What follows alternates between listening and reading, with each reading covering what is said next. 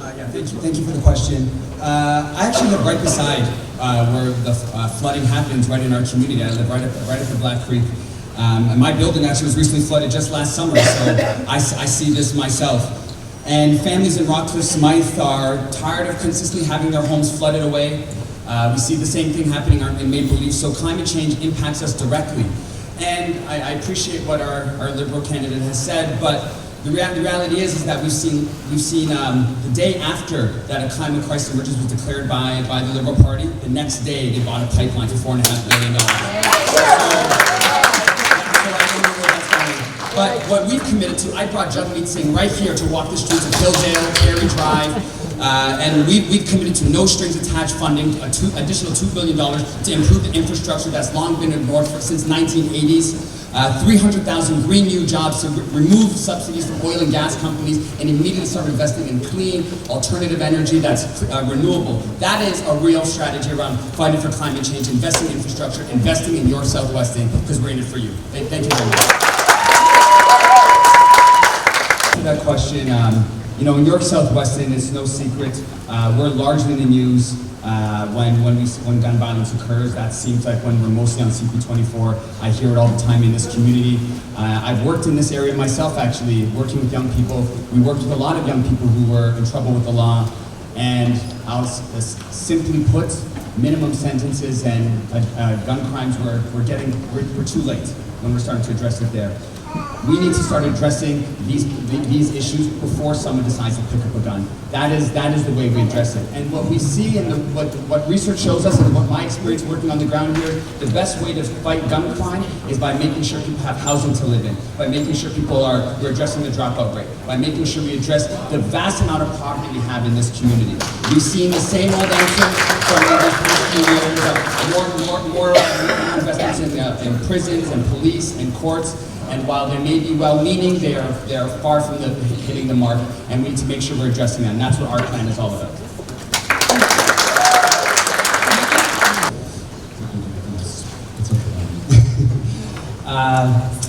You know, when we think about what medical freedom means, people are being forced to make a choice about how they get access to medication right now. We have seniors in our communities who have to choose between their medication and their housing, medication and their groceries. That's no choice at all. So when we talk about freedom and freedom to access what kind of healthcare you need, then we need to truly implement universal pharmacare. That is all we're going to do. And it's really rich to hear our Liberal candidate, my friend here, talk about the need to defend universal pharmacare when the Liberals have been promising since 1993. I mean, the Raptors didn't even exist yet then when they've been promising it. And here they are talking about it right now. So once again, we can blame the Conservatives all we want, but the Liberals have continued the erosion right before our eyes. That's why we are committed to a universal coverage for pharmacare, universal coverage for dental care, universal coverage for vision and mental health. It is head-to-toe coverage with the NDP, because that is what we believe in. We are the ones under Tommy Douglas to make sure we have health care in this country, and now we want to expand it and bring Tommy Douglas' vision to full fruition. So thank you very much. Thank you for the question. Housing is a crisis right now.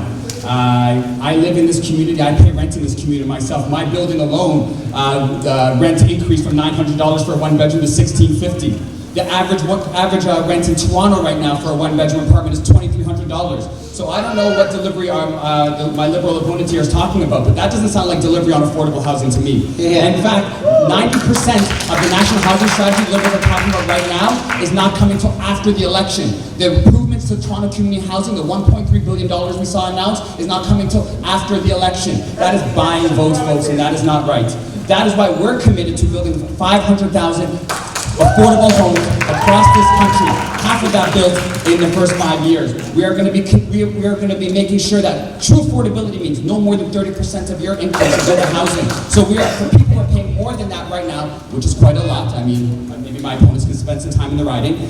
That we want to provide $5,000 of relief to people right now who are paying above 30% of their income, and we want to make sure homeowners, first-time home buyers, can actually afford to buy homes in their communities by doubling the home buyers tax credit to $1,500. That is a real plan. That is what. Thank you for the question, Vernell.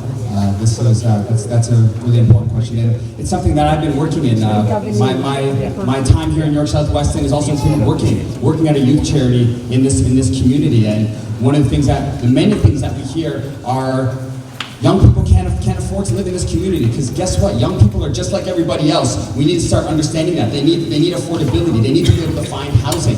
Young people are dropping out of school so that they can find jobs, so they can help pay rent, help contribute to their communities. It is a crisis that we have around affordability that young people are facing. So we need to make sure that that's what we're investing in. And once again, I encourage our Liberal incumbent to spend some time in the riding, because guess what? Young people are not finding jobs. I don't know why, but young people are not finding jobs.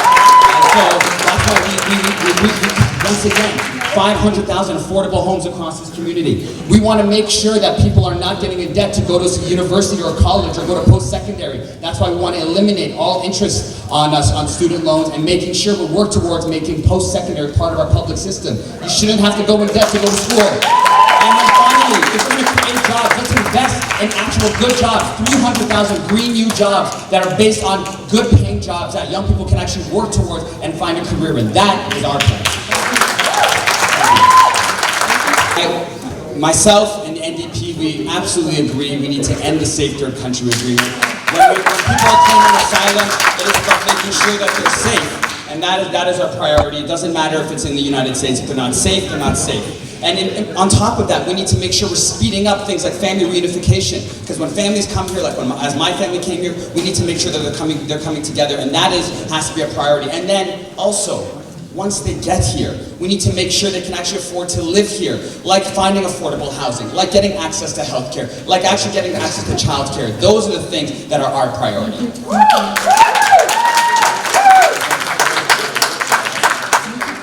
I'm glad that is absolutely mandatory on our part, that no one should have to struggle to get the care they need. Working in this community, one of the biggest struggles actually helping young people and their families was actually connecting them to mental health supports, because it is such a limited system right now, because we treat healthcare as mental health as something that's separate from the rest of our healthcare. That is why we believe in full head-to-toe coverage for our healthcare system. That includes, in addition to pharmacare, actual full coverage for mental health coverage, because we've seen how this has been left behind, and we can't afford 4 more years of continued broken promises by the same liberal Tory story, of continued letting the healthcare system deteriorate in front of our eyes. And so that's why we are committed to full coverage for mental health supports. Our commitment is to clean energy, clean renewable energy. And that means making sure that these are things that can't harm our environment. And so nuclear doesn't fall under that. And that's why we would not be supporting a nuclear in that way. Our focus is on clean renewable energy. For example, I've been working in this community, for example, to stop the building of a gas plant that the provincial Liberals tried to shoehorn in on us just a couple years ago, that many in this room were also involved in as well too. And that's the kind of work that we need to be seeing at the federal level as well too. The Liberals bought a pipeline. I think that automatically disqualifies them from talking about any sort of green technology or green investments. We need to make sure we're having those kinds of conversations. That's why we're upfront with you about where we stand in terms of things like gas plants or nuclear energy as well too. So that is where our stance is at. Thank you for the question. Thank you for the question, Bob. Unfortunately, I think our Liberal incumbent needs to spend some time in the riding. This is not an affordable place to live. I don't know where this money that is being talked about that's been spent since 2016 is going, but it's definitely not in York South-WESTON, and it's definitely not in the city of Toronto, and maybe not even in the country. I don't know where it's going, because we see a housing crisis all across us right now. And so affordability is a mandatory component. And affordability means, like we said, you should 30% of your income. How many people in this room, how many people in this city are paying more than 30% of their income just to pay for their rent? That is the reality of what we have right now. One of the things that I've been involved in this community is helping start tenants associations right across this community to help residents stand up to greedy landlords who are being protected by liberal governments to make sure that they make all the profits they can get on substandard housing. That is the work that I'm doing right now, and that's the work I want to carry to Ottawa. But we also want to make sure that we want to make sure that an NDP government would turn all federal owned lands that are unused into affordable housing. It was something we started announcing right across the city, and we want to do in all urban centers across this country. That is a real plan to making sure that people can afford to live in this community and make sure that they can have a lifestyle that allows them to raise their families. So thank you very much for the question.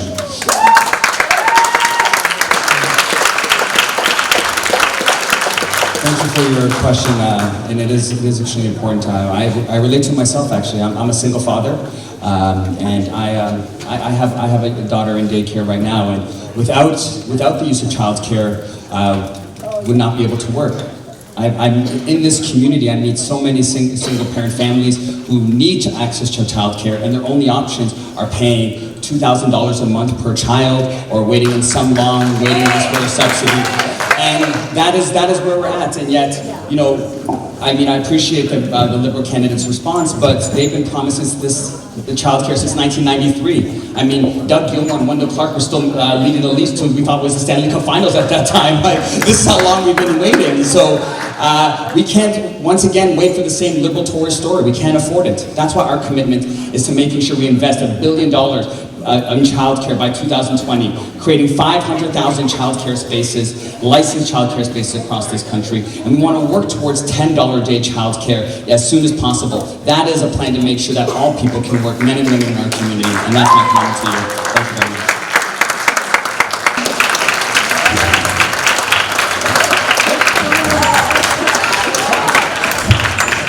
Thank you everybody for having me here. Thank you to the organizers for organizing this. My name is Yafet Tawalde.